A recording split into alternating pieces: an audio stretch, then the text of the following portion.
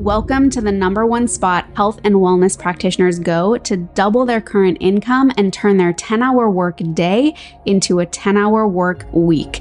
Join us as we dive into the tips, tools, and tech you need to create a life and practice on your own terms. More freedom, flexibility, fulfillment, and of course, funds. It's time to build your online practice. And I'm your host, Michelle Rogers, also known as the Wealthy Woman. Be sure to subscribe for your weekly dose of education, inspiration, and action. Let's get started. This is the art of offer creation, and I get a lot of questions around how to create offers, specifically high ticket offers, because that's what I specialize in teaching practitioners to create, because I believe it is the best approach when we want to leverage our time and energy. Because when I speak to practitioners, the most prominent thing that I hear is they're feeling exhausted, depleted, their own health is suffering. Like they're just giving everything and nothing is coming in return, right? And so there's just this constant giving from sustenance. I call it, ideally we want to be giving from overflow instead of from sustenance, okay? So that's why we do high ticket programs. And from there, if you think about it, right, a lot of people are like, well, high ticket programs are not accessible to everyone. And that's okay. They don't need to be accessible to everyone, because what that does is it helps you leverage your time and energy, like I said. So then you have, a handful of high ticket, high value clients that you're working with, which actually frees up so much more time and energy for you, to where you get to actually use that time and energy for however else you want to make an impact, right? That could be volunteering your time, volunteering your energy, volunteering money. It could be having more time and energy to create group programs or programs that reach more people, lower ticket programs, scholarships, pro bono work. The options are endless when you're taken care of as a practitioner, right? Okay, so if you have any questions, please pop them in the comments. Even if you're watching the replay, let me know. Super curious about that. And let me see. Oh, I already have a comment coming in here. So, confidence to launch and hopping on tangents. Okay, I'll see. Sorry, just another question. I'm going to add it to the list here. Okay, so let's dive into the material I have prepared for you. And all right, so today I am going to be teaching you how to package your services so that people are virtually lining up to buy them. Okay. High value, high ticket offers have transformed my practice and life and the lives of my clients, right? When we are taken care of physically, mentally, emotionally, spiritually, all of the things, financially, we are able to show up in such a better way and actually provide even better care for our clients. So our clients tend to get even better results, okay? And that's the goal, right? So, and in fact, once I dialed in this process of offer creation, and the sales process, which is another training, I was able to hit 6 figures in less than 6 months. Okay. And so, as you may or may not know, when people invest, they're invested, right? When people have skin in the game, and usually that means money, they're invested to actually create change, right? It's a little fire under their butt. Okay. So, why offers or your current offers might not be working right now. So the most common things that I see are practitioners making assumptions of what they should be including in their program or package. That could be the type of support. It could be the modalities. It could be anything, right? Programs are incomplete. So maybe they're too short to actually create a transformation, right? Or to get a result that your client is looking for.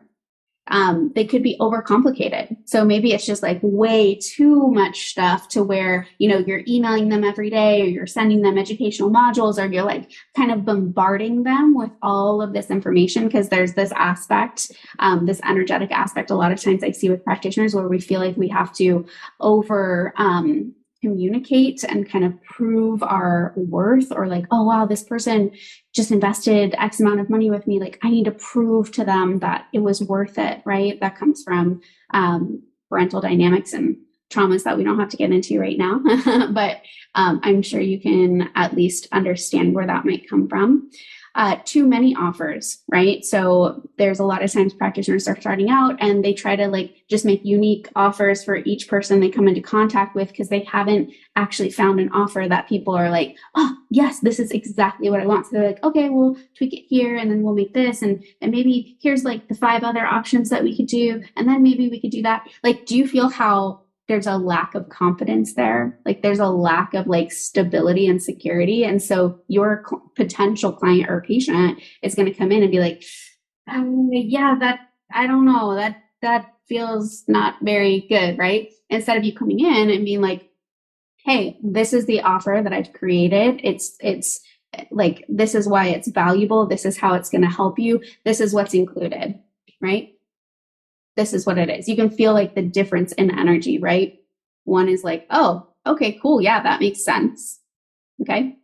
Another reason is kind of caving or shutting down when someone says no, right? So say you created this offer finally, or you tweaked an offer that you currently have, decided on a price, and you present it to someone on a sales call, or whatever you like to call those, and our discovery call, and they say no. And then you're like, you go directly into like, oh my gosh, like, what did I do wrong? Okay, like now I need to reevaluate everything. I just need to tear everything down and like redo this and like overanalyze this. And then you just get stuck again, right? Instead of what it actually is, which is like, oh, that's just not an ideal client, right? That client's just not aligned to this offer that I've created. Because ideally, you're creating an offer where you feel super confident and embodied in the worth and the value of that offer. Okay. So another thing I just want to address, another reason why it's likely not working, is that a lot of practitioners I see have this issue with codependency with their clients, where they think that they're 100% responsible to get their clients' results. And that's just simply not true, right? We are there to guide. We are there to support. We are there to motivate.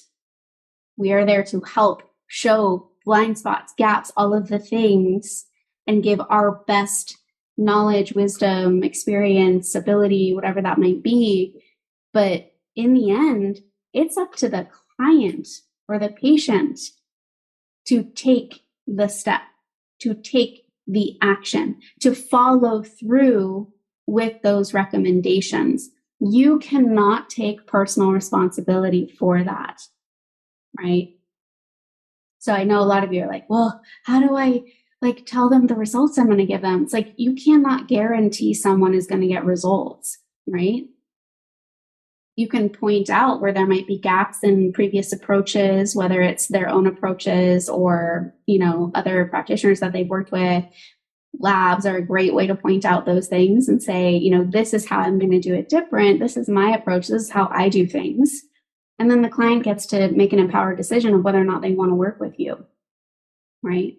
And you do your absolute best, but you can't guarantee that they're going to get like 100% better or anything like that, right? So we need to make sure that we're not being codependent with our clients in that way. So what about when it does work, like what that feels like? So one, there's alignment, right? It feels really aligned for both you and your client. You feel fantastic in the energetic exchange of value that you're receiving through money, right? And they feel super activated, inspired, motivated, and ready to take action, right? To be invested, they need to invest. Okay. Also, embodiment. When does it work? Embodiment is like when you've created an offer that aligns with your goals and your desired lifestyle, right? When you're fully taken care of. So kind of circling back to what I was mentioning earlier, when you're fully taken care of, you know the value of what you're offering. And this offer doesn't feel like it's overstretching you. It doesn't feel like it's crossing boundaries. It doesn't feel like you're making exceptions and compromising your own integrity, right? There's this real, like, it feels super good and you're super proud of it, super confident in it. And confidence is actually the next thing I had written down, is like just confidence in your offer. And confidence, again, it doesn't mean like I'm 100% confident that I'm going to get 100% results with this client, right? That's a guarantee you can't make. There are so many variables at hand, right? You're not with them 24/7. But having confidence that your approach, your integrity, like your commitment to excellence, not perfection, excellence, your commitment is to do your very best. So having confidence in knowing that you're going to guide them to your best ability. And sometimes that might mean referring out, right? So let's talk a little bit of logistics around creating your offer. So how was I able to create, currently I have an $18,000 program, and I've decided this year I'm not taking on any new one-on-one clients, but 18,000 is where I left off. And how I got there, I initially, for those of you who don't know my story, first 4 years of practice, I was primary care provider in Oregon and Washington, was in the insurance paradigm. I had acquired a practice. I had over 200 patients, was working, I think, 4 days a week and making six figures barely, and thought I had made it. And I was depressed and like, oh my God, like, I cannot imagine doing this for like another 5 years, let alone another 20 years. Like, what is this? This is not what I signed up for. And so after, I did that, I did go into private practice for 2 years, brick and mortar still. And that's where I started dabbling with programs and packages. And so I was still in brick and mortar and started doing like $3,000 and $6,000 packages and programs with a little bit of success. I had no one guiding me at the time. So this was literally like, I was guessing and like, it was a mess. Like, let's just say that. But after those 2 years, I ended up going completely virtual. That was its whole roller coaster. Did not plan that out well, which is one of the reasons why I created the Wealth Mentorship, to help people not do what I did.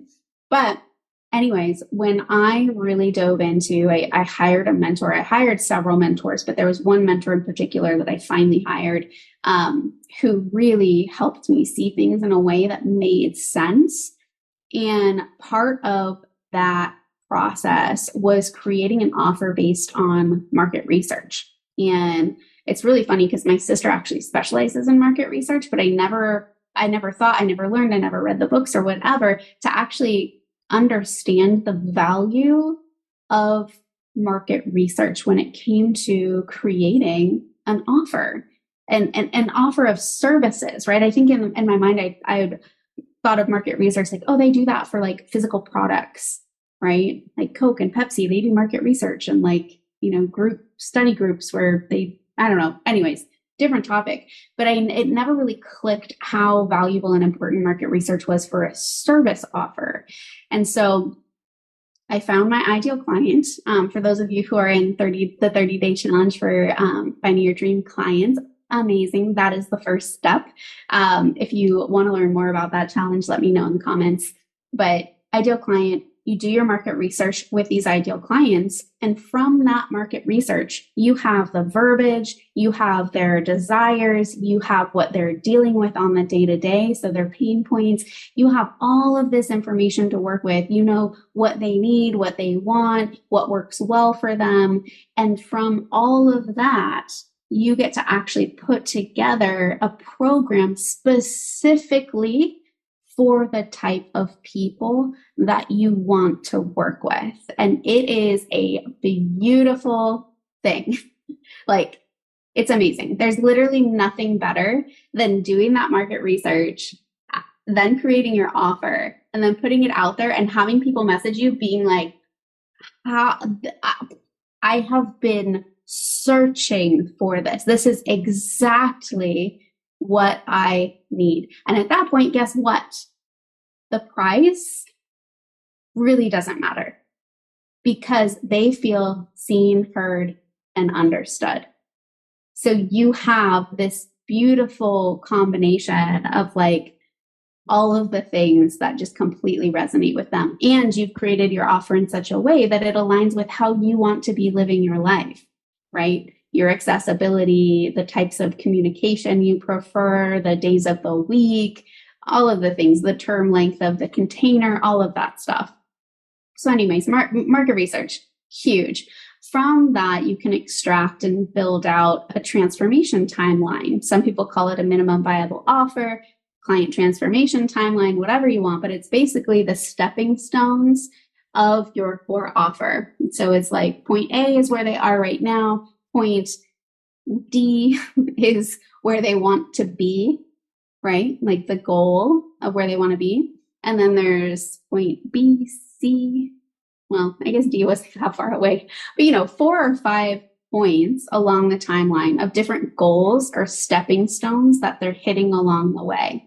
And you can decide what that is based on your special sauce, like your modalities, the type of client that you're working with, what they, what are they trying to work towards? How can you monitor that? Those are all going to be very specific to you as a practitioner and also the type of person that you're working with.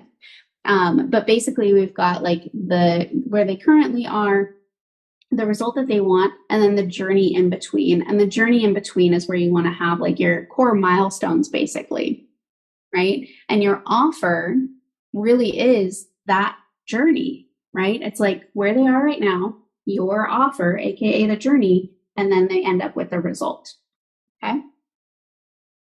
And what else do we have here? So what's like a skeleton to build your offer from? Like what are the things that you need to have inside of that offer, or things that you need to consider to have an offer? One is going to be the timing. What is the length of the container?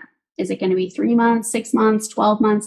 Again, this information, you're going to be referring back to your market research, right? A lot of times we want to assume like, oh, they would love to have a 12-month container. They would love to have a 3-month container.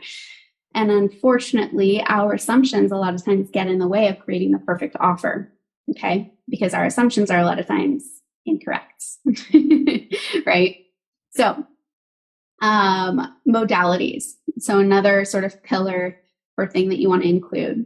Modalities are going to be, are there going to be lifestyle components, nutrition, targeted nutrients, biohacking, NLP, breath work, Reiki? What are the modalities that you love to integrate into your work? And this is, I love this piece because I think a lot of times practitioners think that they need to be pigeonholed into a certain title or modality or whatever. But I know so many practitioners, especially the practitioners that are sort of magnetized to me and like my sort of culture and community, they're very multi-passionate.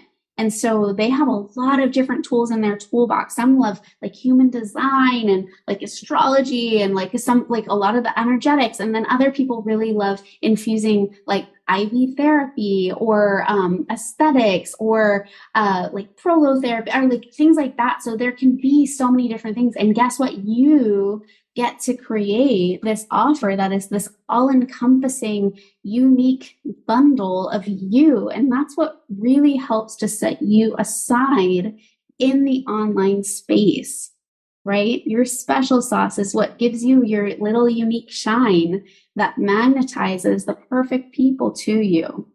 So don't be shy, like don't be afraid to include those things in your offer and talk about them. Another pillar would be like support type or access. both the amount of access and the sort of the medium of access. So how often can they communicate with you? How large are those containers? Is it text? Is it voice? Is it consults? Is it emails? You know, what context and all of that frequency you want to consider. And then additional touch points, you know, are you doing progress tracking? Are you doing questionnaires, assessments, check-in forms, retesting? If you're doing functional labs, all of that kind of stuff. So those are the main sort of like skeleton pieces. And then one of the big questions that comes up is always around pricing, right? It's like, how do I price my offer? And the first step is really to tap into your mindset and your limiting beliefs. And I know some of you are like, oh my God, what is this energetic stuff? But it's so true. And it's around like recognizing your value and your worth, like really stepping into that. Because the fact is, you're offering a life-changing, life-transforming, in some instances, life-saving service. And that is so, so, so valuable. Okay. So like really feel into that. A life transforming service. They are literally going to be different people on the other side of your container. And people value that. Like that is incredibly valuable, right? People throw away 10K plus per year on insurance and they get jack shit, right? Like really. And so to put that into perspective and be like, okay, actually, you could invest that 10K into a program where we're actually going to dive deep and get like actual answers and a solid strategy to get you headed in the right direction. And these aren't just skills that you will learn and apply right now, but they're skills and things that you're learning and applying for a lifetime. And if you have a family, like you get to share that with your family, with your close friends. Like the ripple effect of that is, it's immeasurable, really. Okay. So think about that. And now going back to price, money is a renewable resource. Time is not. Money is a renewable resource. Time is not. Once time is gone, it is gone. We cannot get it back. I can't get the last 5 seconds back ever. They're gone. But whatever money I spent today, I can get that back, no problem. Right? So what is your time worth when considering your prices? What is your time worth? What kind of lifestyle do you want to create? What kind of revenue generation or income is it going to take to support that lifestyle? You know, and this comes to like, what is your idea of success? You know, is your idea of success and the lifestyle that you want like super luxe, like, you know, brand name XYZ, like living large, as they say, or is it super simple and like that makes you happy? It's whatever makes you happy. And just like figuring out logistics, like what would my ideal lifestyle cost? Right. And then how can you sort of reverse engineer like what you would need your revenue be, or at least a range, right, that would work for you. And then what's your ideal capacity, right? And when I say capacity, it's like how much can you handle? How many clients or patients or like consult hours and behind the scenes, like working on your business and in your business, how many hours per week feels really good to you, to where it's like you still have time to take care of yourself, right? Take care of your own health, which not a lot of practitioners do. And, you know, feel really energized and feel like you're giving from a place of overflow instead of from sustenance. So what is your capacity? And then I talked about the money mindset around insurance, and something else around like the pricing is like, it's completely up to you. There's no standards, especially in the virtual space There's no like set standards. Whereas, when you're working in an insurance model or you're working brick and mortar, a lot of times it's like, well, the people in my area, they're charging, $100 to $200, $300 an hour. So like I should probably be around there because you're a commodity, right? Unless you have a really amazing reputation in your neighborhood, right? You're more of a commodity. It's like, oh, well, they're cheaper, so I'll just like go over there. Another reason why it's really important to nail in your identity and your special sauce and figure out what that unique shine is that you have that I mentioned earlier, right? But back to pricing, it's like, what is your knowledge and experience? Are you just graduating, a certificate program or something like that? Or have you been in practice for 20 years? I just had someone graduate the Wealth Mentorship who was a chiropractor for over 40 years.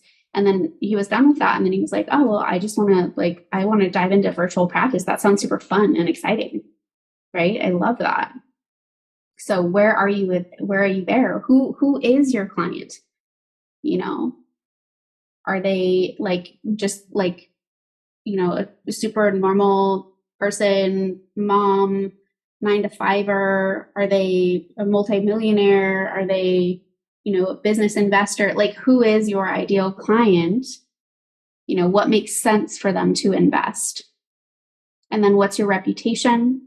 What kind of results do you get? Do you get reliable results? This is one of the reasons why I use functional labs. That really helped me stick out in the online space, because I did functional labs and I approached it in a very holistic way with cross-referencing. And so I got stellar results. And now the people inside the Wealth Mentorship, they're getting stellar results with their clients, right? With those results, that builds a very good reputation and people end up referring, right? You get really good testimonials. And then what level of support or access does your client or patient get? Do they get 24/7 access? Are you like on call? Do you go to their home? Is it like concierge service? Right? Like, what level of support do they get? All of that plays into your pricing. And again, going back to time, right? Money is a renewable resource. Time is not. So price accordingly. I had a couple questions that were posted inside of the event itself. So let me tap into that real quick. One of them was narrowing it down to a specific problem and result. So I kind of touched on this a little bit earlier, just around the fact that you cannot guarantee a result, right? But when it comes to specific problems, so you can decide who you want. Again, this goes back to like a dream client or your ideal client. Like, what are they dealing with? Who are they? What's going on with them? Are you condition specific, or are you sort of more like psychographic specific as far as your niche or your ICA goes? So for example, if you're working with people, I don't know why, but PCOS or excess androgen syndrome came into my mind. So if that's the condition specific approach that you're doing, narrowing down an offer for that, you could for sure create an offer that addresses XYZ, right? The certain things that are going to be needing to be addressed for excess androgen syndrome, right? We're going to have to address blood sugar dysregulation, inflammation, detox pathways, right? So that's how you could fit in sort of your milestones. Okay. So let me know if that answers your question. And then the other one was confidence to launch it and not going on tangents. I'd be curious to know more what you mean about and not going on tangents means. But confidence to launch it kind of goes back to what I was talking about earlier around like the embodiment, the confidence, really knowing your worth and knowing what it is that you're offering.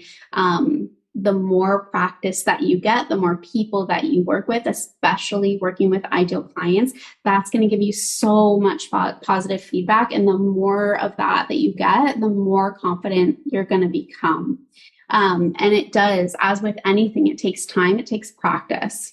But just knowing, sometimes I will say at the beginning, sometimes you can almost give yourself confidence by realizing how much these people really need your help and knowing that you do have the ability to help them, at least bring them to the next stage, right? And so just knowing that can sometimes give us that confidence of like, I know I can freaking help you, right? But then just verbalizing it and not going on tangents. One way that I help myself not go too far off with tangents is just having like a little outline. If I'm not entirely, if you're talking about like the sales call, I have like scripts and things that I provide inside of the Wealth mentorship, so it helps keep people sort of on track. But yeah, if you want to ask a more specific question around that, happy to answer that. So I think that's all we have for now. Let me just make sure there's nothing else that I'm missing. I can find, here we go. Oh, I see what comment. Just tell examples or stories. So is that what you mean by not going on tangents? You can absolutely if you could expand on that, that would be helpful for me. Just tell examples or stories. I think examples and stories can be helpful for the client if you can relate in some way, right? Like sometimes, especially if you're making a big investment or you're having your client make a bigger investment than they're used to, sometimes just giving them an example of when you made a big investment, right? And that's actually touching on that, right? It's like if you're asking your client or patient to make a $10,000 investment in themselves, I would definitely take a pause and ask yourself if you've made that investment with yourself, right? And I'm not talking about education. I'm talking about like bettering yourself, your situation, right? So that creates a lot more confidence too. Like, for example, I mean, let's just be totally transparent with like finances, right? It's like last year I invested $40,000 in mentorship, and this year I'm likely doubling that. And so like with my mentorship, like I know it is beyond worth what I asked for the mentorship, because I get to bring all of that knowledge and wisdom and experience into the mentorship. And so the value just exponentially grows, right? So I like have no hesitation. So I have like all the confidence in the world to be like, yeah, the mentorship is X amount. And yeah, I hope you have a beautiful evening. I hope this was helpful, and I will chat with you soon. Bye. All right, that's a wrap for today. If you want the exact breakdown of how I help practitioners go from their first 5K to consistent 50K months with just 2 offers, 10 hours per week, and an audience of less than 500 people, be sure to click the link in the podcast description or head to wealthywoman.co/breakdown. To make sure you don't miss an episode, be sure to subscribe. And for daily online practice insights, follow me on Instagram at wealthywoman.co. Let's create your life of wealth, full of abundance, purpose, health, wealth, and joy.